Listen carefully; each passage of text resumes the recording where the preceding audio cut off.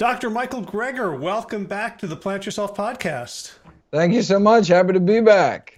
Yeah, I thought you wrote a book, but you actually wrote a 4-year course in science and nutrition. I have to admit, I'm not quite done. I gave myself a week, and I kept going down the rabbit hole of all your citations. It is a remarkable book, How Not to Diet. Only 4,990 citations. I don't know what what the problem is. You guys really slacked off. You could have made the 5K mark. Well, it's not about numbers. It's about quality. There you go. So I have way too many questions for the time we have. But I guess the first question is, you wrote in the very beginning, I hate diet books that purport to hate diet books, yet relish in all the same absurdities. And you acknowledge that marketing is very effective and that before and after pictures and stories and anecdotes are effective. Why did you decide to write a book that is kind of the anti-diet book with only studies and narratives about science rather than anecdote and inspiration? What did you hope to accomplish? Yeah, if you want testimonials and before and after pictures, you have come to the wrong place. I'm not interested in anecdotes. I'm interested in evidence, right? When it comes to making life and death decisions, like what to eat for yourself and your family, it's really only one question. What's the best available balance of evidence suggest right now? And so this is a book for people who want facts, not fantasy, filler, or fluff. I was just so sick and tired of the nutritional noise and nonsense out there. I just wanted there to be a evidence-based diet book, right? And I cited literally thousands of studies digging up every possible tip, trick, tweak, technique proven to accelerate the loss of body fat, to give people every possible advantage, and basically build the optimal weight loss solution from the ground up. All right. So when I was reading it, I was thinking in terms of, your daily videos, which are kind of reviews of the literature, and also thinking about How Not to Die, which was looking at 15 different causes of death. But this book seemed very different, and that something started happening around halfway through that it felt like there was this emergent property that you and your team of researchers knew more than the diet industry.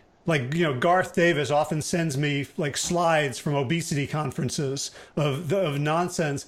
It's was there something in putting together this project? And I know you have a list of maybe 40 or 50 volunteers and other people who helped out that kind of that sort of raises our understanding of obesity and weight loss treatments that goes beyond just the collection of all this disparate evidence? Yeah, I went into this thinking that I would just, end up railing against all the gimmicky snake oil out there and, pretty much put out the same standard advice to trim calories and hit the gym. So I imagine what would really kind of set this work apart would be kind of its comprehensiveness and strict grounding in science. But my research team uncovered just this treasure trove of buried data. Simple spices proven in randomized placebo-controlled trials to, accelerate weight loss for pennies a day. But with so little profit potential, there's no wonder these studies never saw the light of day. But look, the only profiting I care about is people's health, right? That's why 100% of the proceeds I receive from all my books, including this one, is all donated to charity. I just want everyone to have access to this life-saving, life-changing information. Mm-hmm. Have you seen an impact from this? I know this book's only been out for a little while, but I assume you sent out advanced copies to people from medical professionals, healthcare professionals who aren't necessarily in the vegan plant-based camp. Is this moving the needle with folks? Well, I have, so I have a 200-city book tour, and I completed 3 weeks of it, mostly Southern California and Arizona so far, and actually going back to Southern Cal in a few weeks. Spoke at a lot of hospitals, and most of it is just dispelling ignorance. People just had no idea. You weren't taught about this in medical school, so really starting from scratch. So it's kind of funny. I give the same talk to lay audiences that I do to medical audiences because the medical audiences are lay audiences when it comes to nutrition and weight loss. Right. Well, yeah, you have this wonderful line that an MD after your name is an anti-credential for writing a diet book. Right. Oh my God, right. It displays to the world your total lack of training and ignorance. And it says, I learned everything I need to know about nutrition from the, checkout aisle magazine. Like, basically, that's all. That's what it advertises. So, what if you had written this book 10 years ago? What would have been missing? Like, what are the latest and greatest? Oh yeah, so so there's been a revolution in our understanding of the microbiome. Chronobiology is a relatively new field. Optimal timing for both therapeutics and lifestyle interventions like meals and exercise regimens. So for example, the microbiome. Most bugs in our gut are actually unculturable, meaning you cannot grow them outside of the human gut, like in a petri dish or something. So it's very hard to study them. In fact, very even hard to know what's in there. It was like the dark matter of fecal matter. But then we have DNA fingerprinting techniques. And so for the first time, we were able to say, wait a second, well, what kind of bacteria are in people's guts? And, does it matter? Are some bacteria correlated to certain disease states or certain diets? And what's the connection? And then we started doing fecal transplant studies to actually prove it's the microbiome, because you can actually, swap microbiomes between people.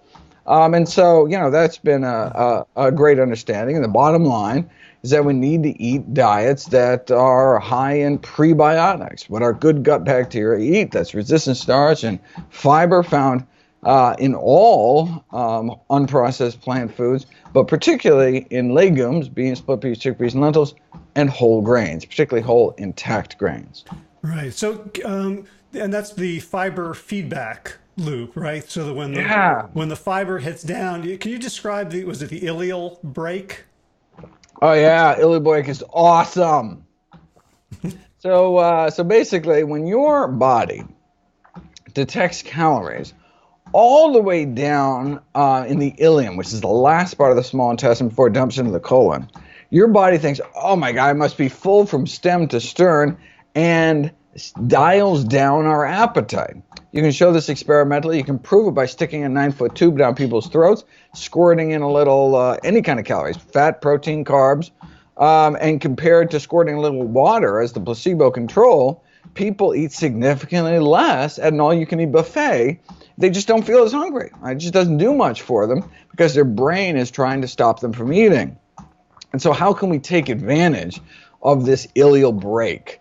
Well, the medical industry said, wow, how are we going to get, nutrition? How are we going to get, calories into the last part of the small intestine? Well, why don't we just cut out the intervening, 20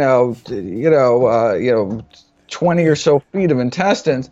And so they created this ileal bypass surgery. The first, I think it's called the jejunal-ileal bypass. The first bariatric surgery, the first weight loss surgery, where they just cut out the small intestines and attach the beginning of the intestines all the way to the end. So basically anything you ate went straight to the ileum, activated the ileal brake. Awesome! Until people started dropping dead from liver fibrosis. In fact, about 1 in 3 people, disastrous. Thousands of people died. And it is a real dark blot on the history of surgery. People don't realize there is no FDA approval for new surgeries. Any surgeon can come up with any surgery and just do it. No one has to even be like, oh, why don't we do this and put this pipe here? And anyone can do anything. And there's no regulation. There's more regulation around plumbing and electricity in my house. Probably, right? You got to get permits for that kind of stuff, right? Anyway, is there a healthy way to do it without chopping out your intestines? Why, yes, there is.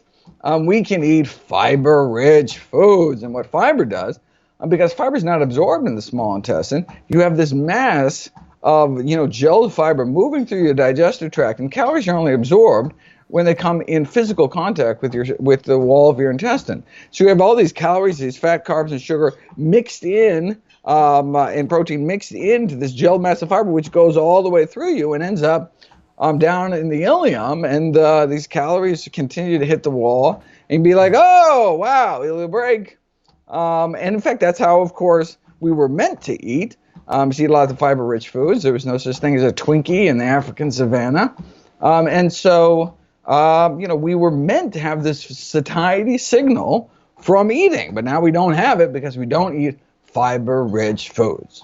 Right. So I think one of the main themes of the book, and you know, the sort of the thrifty gene hypothesis, and you quote Dobzhansky in the beginning that nothing in biology makes sense except in the light of evolution.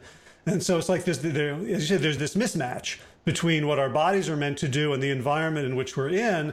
And the big fight in the world is between things that we do to harm our bodies to make us thinner, right? Like the jejunal ileal surgery, or this, you know, this wonderful, was it orlistat that causes anal leakage, which is like fat not getting absorbed. So there's all these ways in which, okay, so we're in this weird environment, so let's damage our bodies so they don't take in so much, versus what you have, you know, the 17 factors, the 21 tweaks. These are things that are if mostly health, almost entirely health promoting. Some might be a little bit neutral, but like you're almost like skating the line between like straight nutrition excellence and biohacking. Yeah, no, I think that's a really good way to describe it. Yeah, the whole thrifty gene hypothesis suggests that this evolutionary mismatch, like a polar bear in a jungle, well, where all that fat and fur was really helpful living off in the Arctic, but decidedly disadvantageous in the tropics. And it's the same thing with us. Our craving for calorie-dense food, so we don't starve to death in a famine 2 million years ago, and our craving for salt, because there weren't salt shakers in KFC in West Africa. So we had these cravings to keep us alive, but you plop those same biological traits down in, bacon, butter, Big Mac country, and that craving for salt is going to kill you. That craving for sugary foods, that craving for fatty foods, calorie-dense foods is going to kill you. But that's how these industries make money. The food industry is the largest industry in the world, more than petroleum, a multi-trillion-dollar industry. And they make money not by selling us produce that can go bad. Where's the money in that? You can't patent it, can't brand it. What makes money is a snack cake that lasts for a few weeks on the shelf, good for shelf life, not good for human life. Right. I made a note in the margin that when you're talking about the big food industry, that obesity is really a willpower problem, but it's not. It's the willpower of our society and elected officials to stand up to big food, not individuals eating less. Right. No, exactly. The way they want to present it like that is because then they can feed us this endless parade of quick fix fads that always sell because they always fail, right? Repeat business is the whole model, the business model of the diet industry, yet people just kind of continue to get lined up to get fooled again. I want to make it clear that obesity is not some kind of moral failing, right? The battle of the bulge is a battle against biology. We are living in a toxic food environment, floating in the sea of excess calories, drowning in a sea while being bombarded by ads, for fast food, candy. Becoming overweight is a normal, natural reaction to this abnormal, unnatural ubiquity of sugary, fatty foods concentrated in calories. Right. So one thing you write about is there are two satiety pathways, the homeostatic and the hedonic, and the hedonic tends to overwhelm the homeostatic because it's triggered so often. Can you kind of explain that? Yeah, so the homeostatic system, just like temperature, for example, we get too hot, we start to sweat, we get too cold, we start to shiver. These are ways where our body keeps it in just the right balance. And similarly, there are mechanisms in our body. We get too skinny, we rev up our appetite to eat more. We get too fat, there's a way our body dials down our appetite to eat less. So we can, escape predation, for example, run away from saber-toothed tigers. What do we need to do? There's an evolutionary advantage to being slim and healthy. And so But at the same time, we evolved in the context of scarcity, where we never knew where the next meal necessarily would come from. This is pre-agricultural days. And so, we could go days without eating, maybe one meal a day.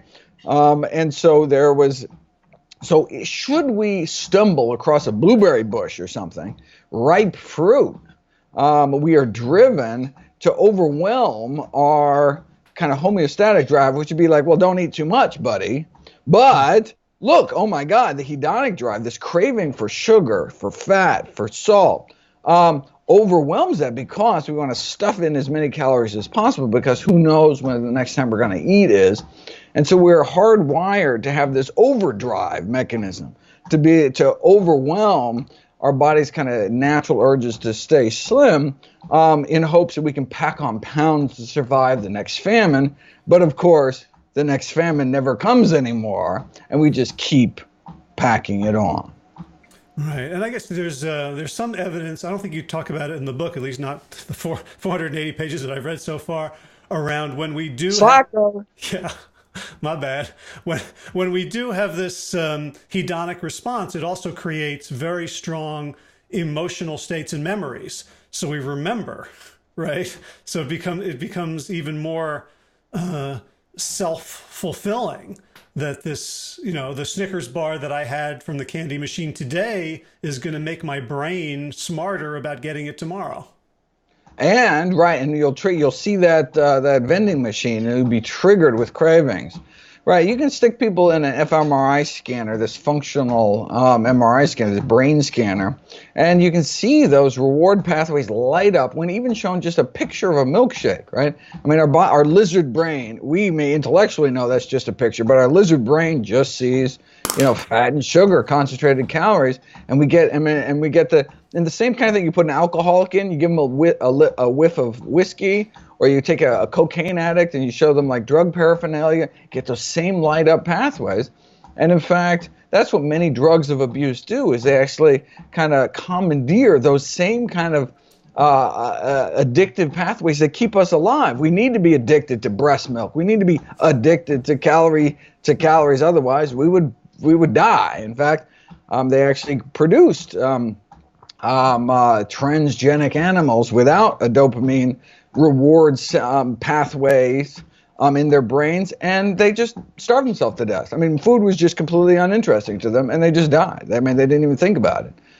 So, I mean, these are critically important to have that, for a body to crave foods that are calorie dense. But of course, what does that mean? Calorie dense means ripe fruit, starchy roots, things that, we did not yet have Fruit Loops back in the Miocene era 20 million years ago. Yeah, I'm feeling a little bit like almost offended for humanity that like the universe said, we have to infantilize this species, otherwise they're just not going to make it. So we're going to create all these, impulses and adaptations to make sure the babies drink their milk, to make sure the grown-ups don't starve to death.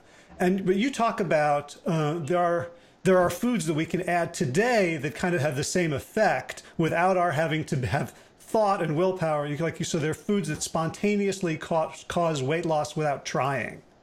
Right. So, for example, thylakoids, which are part of green leaf membranes in green leafy vegetables, where photosynthesis takes place, actually binds to an enzyme in our gut called lipase, which is the fat digesting enzyme. And so it slows the absorption of fat. So again, activates the ileal brake. So eating a half a cup of cooked greens every day, shown to significantly accelerate weight loss and decrease urge for sweets, decrease urge for chocolate. People eat less at an all-you-can-eat buffet, and over time, they lose more weight. So greens don't just have, the fiber and low in calorie density, lots of water. I mean, there's all sorts of benefits from eating food like that, but there's these particular benefits from certain foods like greens that act as starch blockers or fat, burners, or these metabolic boosters. And so that's really the second half of the book. So once we have a healthy diet, healthy slimming diet, then what are the kind of things that we can do regardless of what we eat to accelerate fat loss even further? And so the specific foods I talk about. Right. So I want to cover one more sort of weight loss topic, and then get to a sort of a more general questions about research. Exercise. So you bust a lot of myths about exercise and weight loss. Could give us the cliff notes on that. Yeah, so a moderately obese person, moderately intensely exercising, like very brisk walking or biking, burns about 350 calories an hour, whereas typical beverages, snacks, processed foods are consumed at a rate of about 70 calories a minute. So in 5 minutes, you just wiped out an entire hour of exercise. That's why you can't really outrun a bad diet. Mm-hmm. Right, but one of the things I was thinking is, so just like in, people want to change their diets and go just moderately better. So skinless chicken, we know that doesn't work, right? It's I think David Katz refers to the tiny parachute effect, right? Right. But also in terms of exercise, if we exercise like real humans, it would have, you talk about 2 hours a day, to me, 2 hours a day, it's like, oh my God, when am I going to find the time? You're I don't know if you're on a treadmill or on the stepper right now. I'm on my treadmill. Okay. But for a normal human in our ancestral environment, of course we'd be up in about 8 to 10 hours a day just doing our business. Right, yeah. I mean, we were built to move. What's unnatural is sitting around all day like most people do. So, right. So this recommendation I have of 90 minutes of moderate intensity exercise every day, if anything, is really kind of undershooting the activity. But look, we evolved to be lazy. Why expend excess calories when we don't need to? That's why we're going for the most calorie-dense foods instead. What's the point of foraging, for 10 hours to get enough food that only gives you 9 hours worth of energy? It just doesn't make any sense. And so, basically we evolved exercising really just kind of for fun. Or because we had to, and so that's how you incorporate exercise. You do it for fun. So you do it with friends. You play sports. You listen to a podcast, walk the dog. Things that make it enjoyable. Or you force yourself to, you park far away at a parking spot, so you got to walk back and forth. You take the stairs instead of the escalator. You work on a treadmill desk like I do, and you just walk without even kind of realizing it. You just have to find ways to get movement into your life, but that's mostly for longevity. In terms of weight loss, again, we have much more control over calories in. In fact, we have total control, right? You can eat nothing during the day, whereas only a small fraction of calories out. The other side of the equation is that we actually have voluntary control over most of the calories we burn every day is just existing. If you lied in bed all day, didn't get out of bed at all, you still burn 1,000 calories a day just to keep your brain going, your heart pumping, and all that stuff. And so actually the voluntary exercise component is actually just a very small slice, whereas we have all the control on the other side. And so that's why we just have to eat healthier. All right. So 4,990 citations. My favorite study that you cite, so I haven't looked at all of them, because I am a slacker, as we've established. Slacker, we've already established. We've established. But I love the study, the ABA study of the plant-based diet, where they had to throw out the results because the women in the study refused to go back to their old crappy diet. All right. Yeah. No. Yeah, it works too good. Yeah, it's hard to study. Yeah. So Physicians Committee for Responsible Medicine does a lot of studies like this, so-called ABA design, where basically, you take people, they've done it for menstrual cramps, they've done it for migraines, I've done it for a bunch of different things. So basically you take people, even young, healthy people, you can argue that, after like a heart attack or something, it's easy to get people on the right diet because they're so scared for their lives. But we're talking young, healthy people who are just not thinking about chronic disease, but, have something like migraines or something. So you put them on a plant-based diet and migraines may get better. And if that happens, you say, well, wait a second, was it just coincidence the migraines got better? Let's put people back on the original diet and see if the migraines come back. Then that would, give you more robust evidence that the diet really was playing a role. And so you sign up to do the study, and they explain how it's going to go. But many people feel so good eating plant-based. Migraines gone away. They may have had chronic pain all the time, every single day, and all of a sudden they don't do that. And hey, digestion's better, sleep's better, more energy. They just feel better. That they say, okay, now you got to go back to your original diet. They're like, screw you. No way am I going back to the original diet. And what the problem is that you have to throw out that data point. You have to throw them out of the study because they didn't complete the study as they should have. And so only the people that were willing to go back to their original diet are included in the study. And so the results are actually not as robust as they actually found, but just because people weren't being compliant. But yeah, that's one of the problems. It's hard to study plant-based diets that work just a little too good. Right. So if you had a tagline, it would be, let's put it to the test. Right. So a lot of your videos and a lot, like there's the plot, right? Like you're going to give us the setup, and then of course there's a payoff. Now, of course, a lot of studies have not been done yet. So I'm really curious, like if you were in charge of research, like what directions would you like it to go in? What do you think we still need to know more of? Oh, there's a lot of studies that we have correlation, no causation yet. So for example, low back pain is a great example. You can very closely correlate the clogs in the vertebral arteries that feed the lumbar discs of the spine. You do an MRI, you see how clogged off those arteries are, and that correlates very closely with degenerative disc disease and low back pain, the leading cause of disability. Tracks very closely. You can do it over time and see those with those squeezed off arteries more likely to develop back pain. But the question is, you can't prove cause and effect till you put it to the test. Meaning, can we actually either prevent the development of back pain by improving people's diet, or even better, reverse it? What if we opened up those arteries without drugs, without surgery, just a plant-based diet and other healthy lifestyle behaviors? Would the back pain go away? Would those discs come back? What an amazing study. Think how many millions of people suffer from sciatica, low back pain. Imagine if we could reverse that crippling disability.